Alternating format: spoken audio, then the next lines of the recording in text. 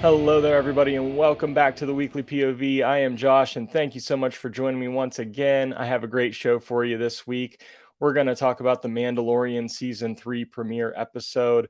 We're also going to dive into the news and talk about the box office with Creed 3 debuting this weekend. We're also going to talk about the Teenage Mutant Ninja Turtles trailer that was released today. And I'm going to review The Last of Us Episode 8. So let's get right into this week's show. The Mandalorian obviously had its season 3 premiere episode, and this episode was titled The Apostate. So you're probably wondering, what did I think of this episode? Well, this is the this is my weekly recommendation for this week. I'm definitely recommending The Mandalorian season 3. Episode 1 last week. I have, of course, recommended rewatching season 2 and those Book of Boba Fett episodes leading up to this premiere episode, because they're all going to play into this season and what happens. I thought this was a good opening episode. I mean, I'm hearing a lot of complaints online and comparisons to Andor, but for me, the Mandalorian is what I'm here for, and I think it's really important that we keep in mind this is one part of an 8-part season. At least I think it's 8 parts. And I think Star Wars fans sometimes forget that this is just one piece of a larger puzzle. And, you can't judge a season based off of one episode. So, was it my favorite episode of The Mandalorian ever? No, not really even close, but I still enjoyed it for what it was, and I think it kind of sets up where we are and where we're going. There's a few different storylines here in this episode that are happening. We have, first of all, he's an apostate, which means, he's kind of turned from the way because he removed his helmet.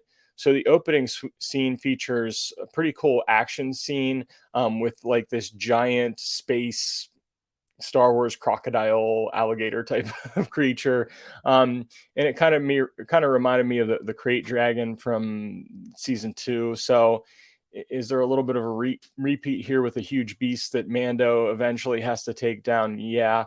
But it's still a pretty fun opening episode and introduces us to the Mandalorians again, and Din Djarin, of course, coming to the rescue and trying to find a way for him to be restored in the Mandalorian way. And basically, he's told that the only way for him to do this is to go to Mandalore, and basically he has to be submerged maybe in the water underneath Mandalore, and maybe it's some type of baptism type thing. I'm not sure, but we see that part of the storyline, and then he also goes to Navarro. So we see that whole thing, and he's reunited with Grief Karga, and I was curious. Adam and I were both curious about what happened to Cara Dune. How are they going to explain this? And apparently, because of what happened in season 2, she's been called up to special forces, and that's how they're kind of explaining her not being there. But I was satisfied with this explanation, even though I'm going to miss the character. At least they mentioned her and addressed that, so I was appreciative of that. There's some things that happen on Navarro here that you know maybe felt either a little out of place or unnecessary with the conflict with the pirates and everything like that. So it wasn't my favorite part of the episode, but it was nice to see Carl Weathers back as Grief Karga again, and being a part of the story. And he even offers Mando and Grogu a place to stay, but of course Mando has another mission, and his mission is again to be reinstated into his Mandalorian way and everything like that. And so he ends up in the last part of the episode. He goes and visits Bo Katan and is looking for her help to be able to go to Mandalore and succeed in this mission and everything. And she basically turns him down. She's pretty much given up all hope. And that's pretty much where the episode ends. So, there's a few different locations we go to, and it kind of sets up maybe some of the characters that we'll be seeing in this season. This episode only clocked in around, I guess, including the intros and outros and everything, it's like 37, 38 minutes. But It amounted to pretty much like a half an hour episode. So again, this is one complaint I have with the Mandalorian, that the runtime could be a little bit longer, but at least they're not adding things just to inflate the runtime, and they're just telling the story they need to tell in the amount of time that they want to tell it, um, which is fine. But it's one of those things where I just kind of wish it was a little bit longer, I guess. But I did enjoy this episode. It wasn't, the greatest, but you know, I'm still curious to see where we go from here. So that is my recommendation for this week. But now let's head into the news segment on this week's show.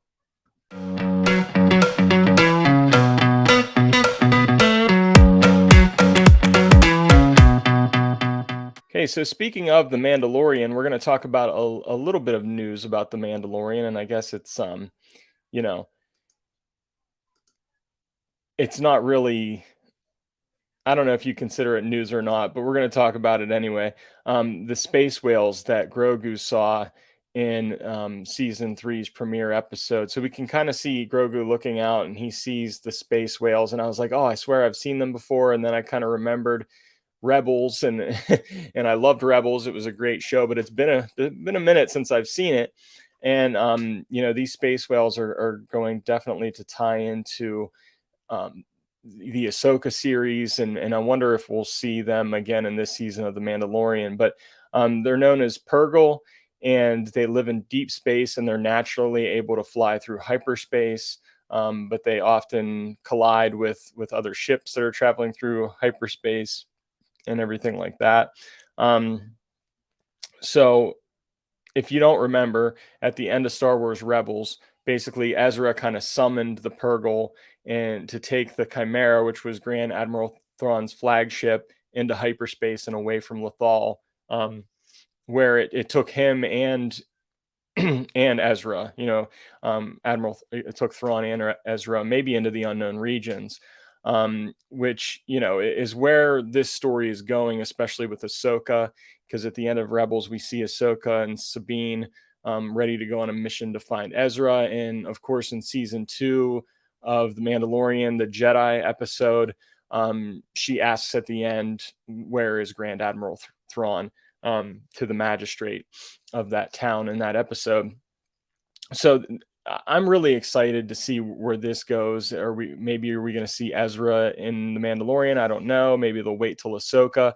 But I like where this is all going with Thrawn potentially being a villain in this Dave Filoni universe or in Jon Favreau universe. And I gotta say, um, I, I might be asking myself, and I don't know if anybody else is asking this, but I am.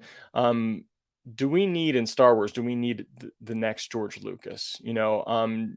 George Lucas was an amazing visionary and creator of the whole Star Wars franchise, and it was always he was also always basically at the helm. For the original trilogy, for the sequel trilogy, he brought in other directors for I mean, the originals in the prequel trilogy, excuse me.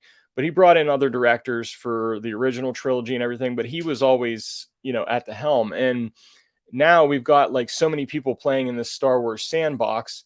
And while I appreciate a show like Andor for its many layers and production quality and acting, and it was really well done, um, but it didn't really feel like Star Wars to me necessarily at times, and for the most part. So my question is, do we need the next George Lucas? And I think we already have that, and I think that's Dave Filoni. Um, in my personal opinion, I think he should. He was the Padawan learner of George Lucas. George Lucas was the master. He was the Padawan, and now Dave Filoni is the master. I think the things that Dave Filoni are involved with are the strongest things we've gotten in Star Wars, maybe except for like Rogue One or The Force Awakens. But his involvement in that Tales of the Jedi animated series, of course, his work with the Clone Wars season 7, his work with the Mandalorian, the episodes that he directed.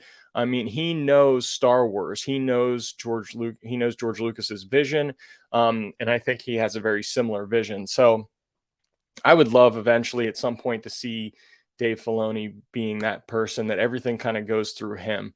But I don't know. What do you guys think? Do you think Star Wars should continue to be this sandbox that everybody gets to play in, or should there be one lead visionary, and should that person be Dave Filoni?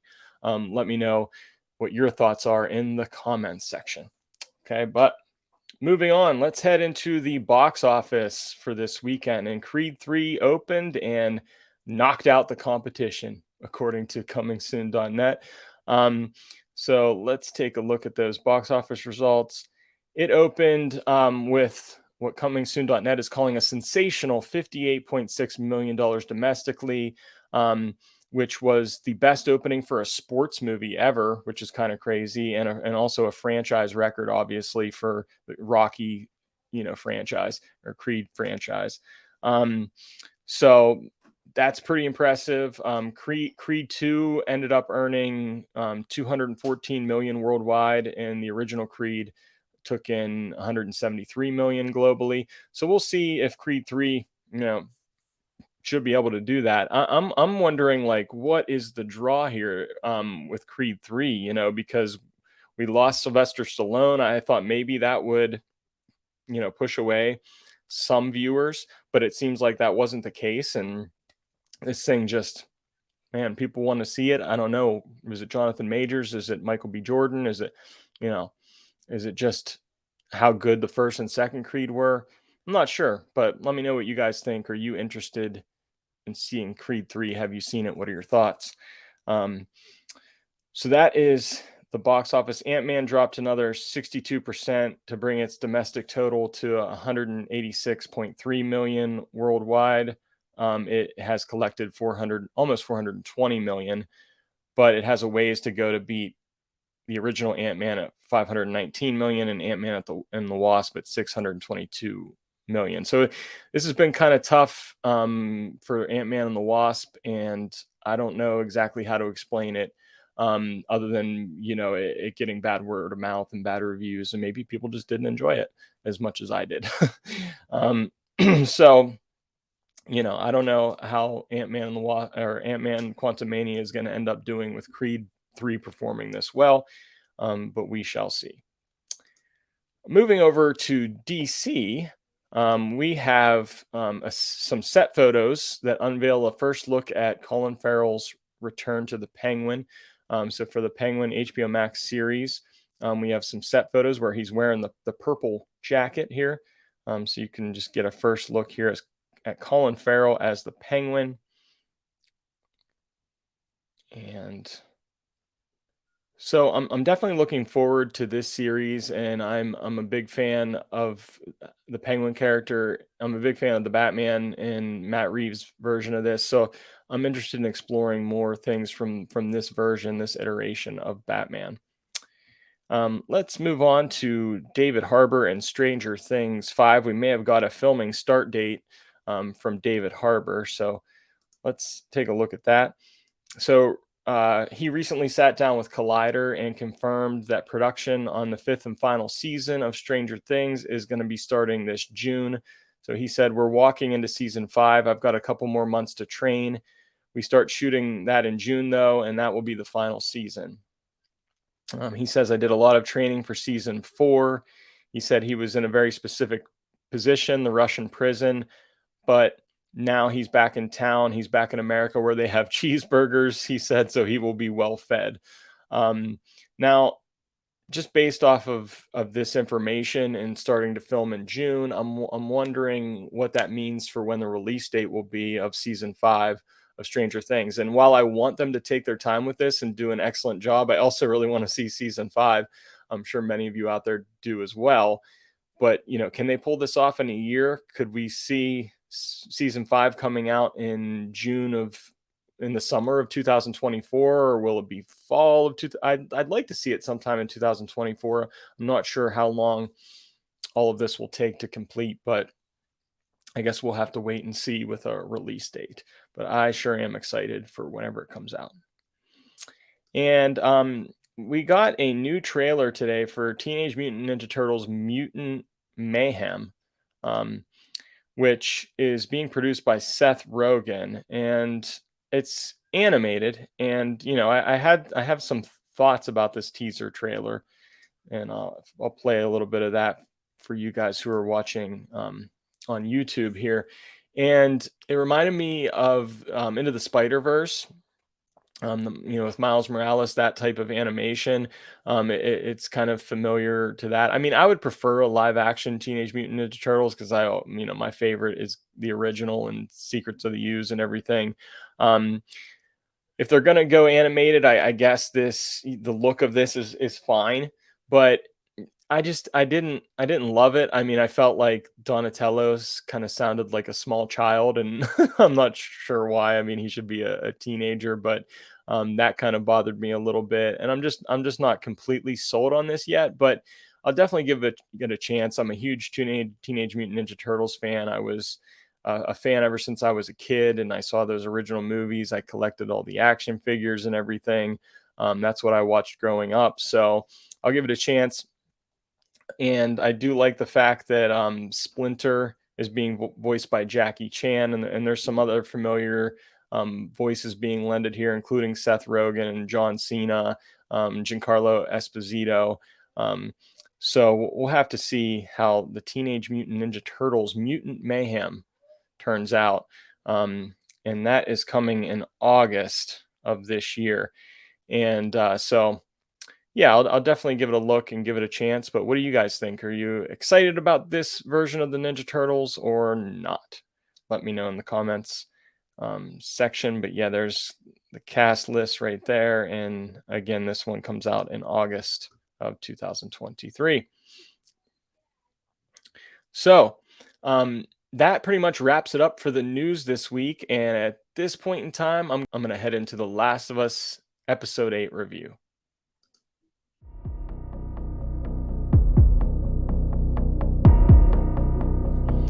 Okay, so this week's episode of The Last of Us is called When We Are in Need. And this was a really good episode. We got introduced to some new characters. The interesting thing about this series is it's just Joel and Ellie navigating through this world and navigating through different locations and meeting different characters. And a lot of those characters happen to die, um, in this very violent show. But they also, show the violence in a way that you feel it. It's not just like something that hopefully you're desensitized to.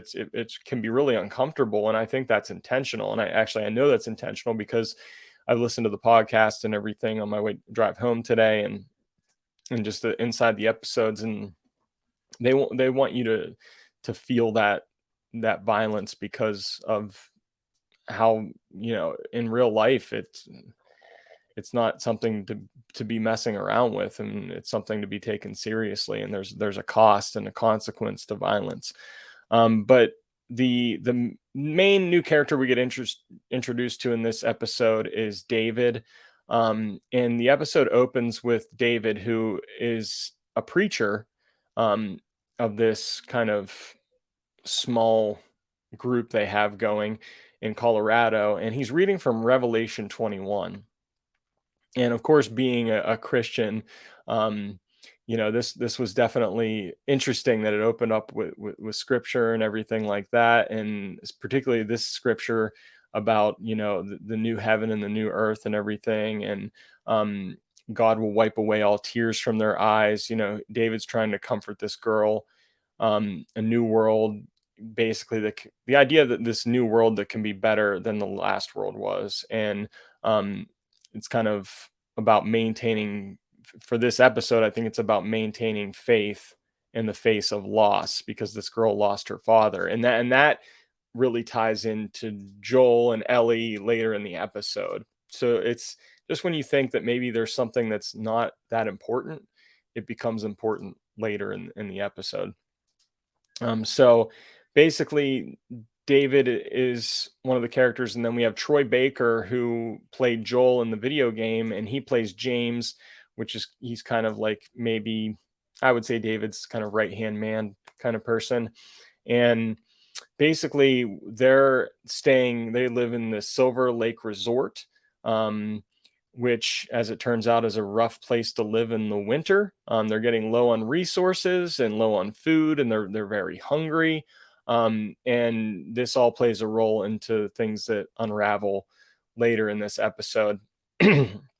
And I liked how reminiscent the restaurant was. You know, the restaurant kind of serves as kind of a community type room that they have and they gather in. Um, and it reminded me of the video game, of course. And one of the most frustrating moments in the video game was playing through the scenario that happens at the end of this episode with David and Ellie. But basically, in this episode, we see Ellie trying to nurse Joel back to health, and Joel is not doing well. We can tell that his wound is infected. The creators of the show said that Ellie was asking herself the question, "What would Joel do?" Um, and he would go out and hunt for food. Now that they've pretty much run out, and they were eating the last bits of the beef jerky that they had. So Ellie does take it upon herself to go out and hunt.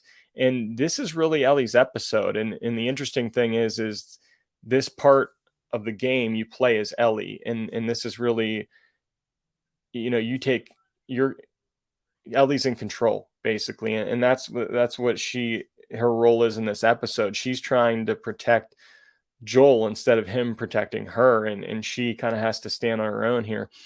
And she does go out and she ends up um shooting a deer, and it seems like she's applying what Joel has taught her. She takes a deep breath before pulling that trigger and everything. Um and and but then she also happens to run into David and James, who also they find they get to the deer before she does, because after she hits the deer, it kind of runs off.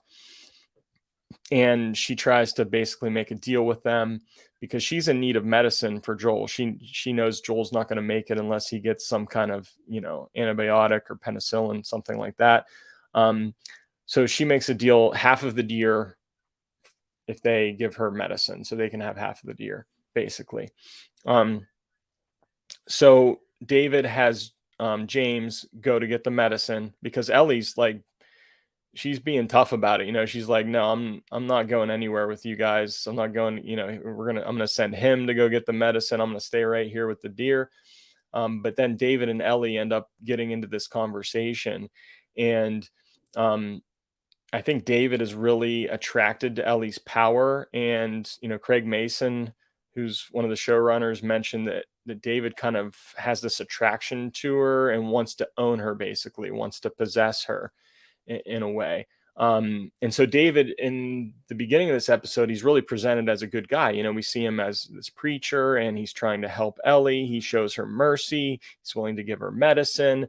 But then as the episode goes along, we see kind of a darker side of David's character. And I think he's really even compared to like a cult leader. And we see with a lot of cult leaders, um, you know, that they are basically narcissists, and it comes back to the attention being on them, and not really on the Bible or the Word of God or anything like that.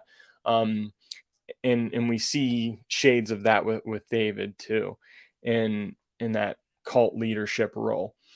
And David reveals that he actually didn't become a preacher, and he wasn't a believer until after the outbreak.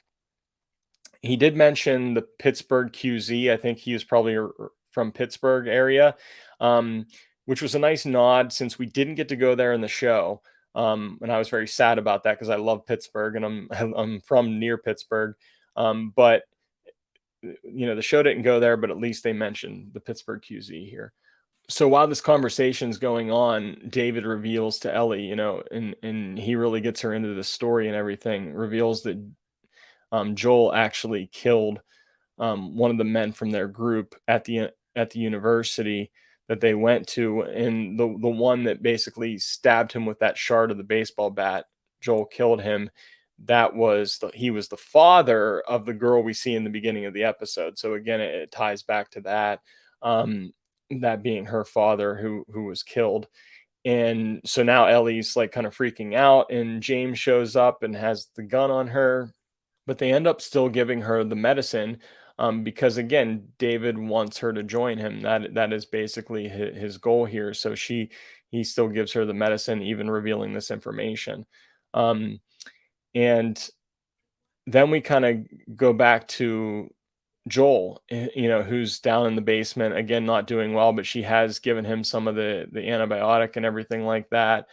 So we see a little bit of time pass, and then David and his people end up coming back. I'm assuming it was maybe like the next day or something like that.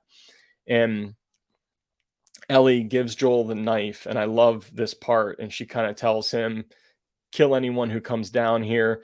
But she's going to try to lead them away from him.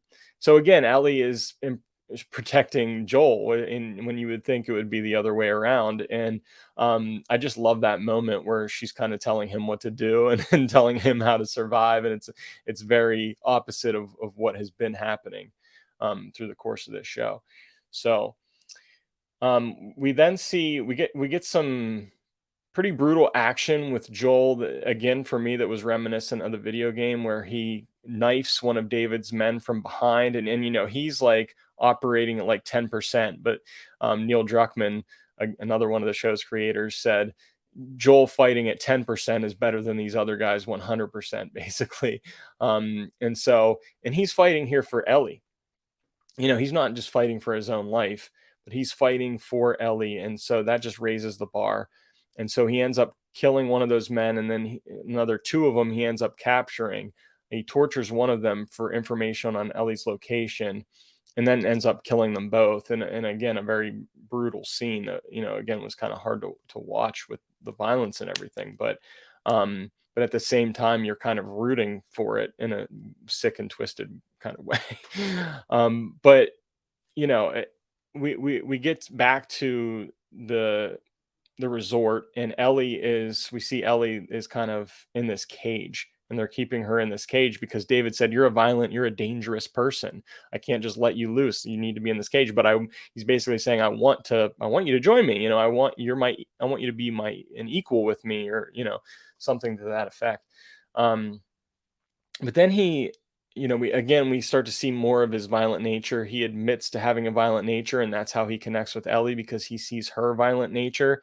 And he even says the cordyceps is fruitful and multiplies. Another thing he said about cordyceps is that it secures its future with violence if it must. So it spreads, it's fruitful, it multiplies, it secures with violence, if it must. And I think that's what he's saying about himself. Like, if I have to resort to violence to maintain what I've built here, I'm going to do that.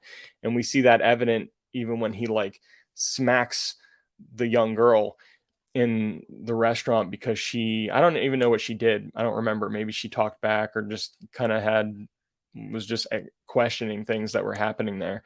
Um, and has that power over her by, hitting her and everything. Um, but again, he's trying to convince Ellie to join him and basically be his wife, it seems. And Ellie takes his hand and pretends like, she's going to, but then she breaks his hand, and just again her violence comes out. And and then David comes back in with James and everything, and they're about to cut her up, because what Ellie sees in this room where she's caged, she sees a human ear, and kind of works it out for herself that they're basically eating each other now. They're starving to the point of eating each other, or eating their dead. Um, and they're about to cut her up too, but she tells them that she's infected as a distraction, and ends up killing James with a cleaver. And then she sets fire to the restaurant, and it's just her and David one on one. And this is that part of the video game that was very frustrating for me, and very hard to get past. And hopefully I'll do better this next time around, when I play it again. But basically, David ends up overpowering her and is on top of her, and it seems like something really bad's about to happen. Like, I got the impression that he was about to rape her, but she, you know, ends up killing him, and hits him multiple times with the cleaver, just like very violent, very grotesque. Um, again, her violence coming out. And then eventually, you think the whole time, because Joel makes his way there, you think he's going to come in and save her. But again, going back to the creators, they're feeling that Ellie needed to save herself in this situation. So basically, Joel and Ellie end up finding each other, and Joel, kind of consoles her. He even calls her baby girl. So we know we're at the point where, man, they just love and care so much for each other. There is that father-daughter relationship that's solidified now, and that's really going to, you know, play a big part in the finale. And this whole episode basically is Ellie surviving on her own and taking care of Joel. And again, in this part of the game, you play as Ellie, which was pretty cool. Um, and Neil Druckmann also said that this moment that Ellie had with David in the restaurant is basically, it scars her in a way that will change her forever. And how Joel feels about her now, again, is all leading to a very big choice that Joel is going to have to make in the finale. And I won't spoil what that choice is going to be. I'll let you guys find out. Um, but I'm looking forward to seeing the finale and seeing if it deviates from the game or if the same decision is made by Joel, because it has huge ramifications for the series going forward, as it did in the game and leading into The Last of Us Part 2. So, what did you guys think of episode 8, When We Are in Need? Let me know in the comment section below.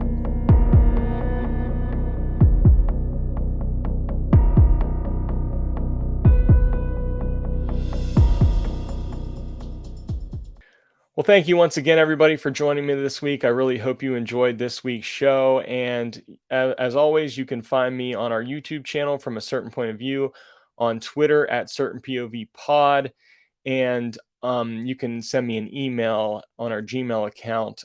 That's certainpovpod@gmail.com. We're also a proud member of the Red 5 Network. You can find on their website, red5network.com, or at Red5Network on Twitter. Be sure to check them out. And thank you so much as always. May the force be with you, and everything I said today was true from a certain point of view.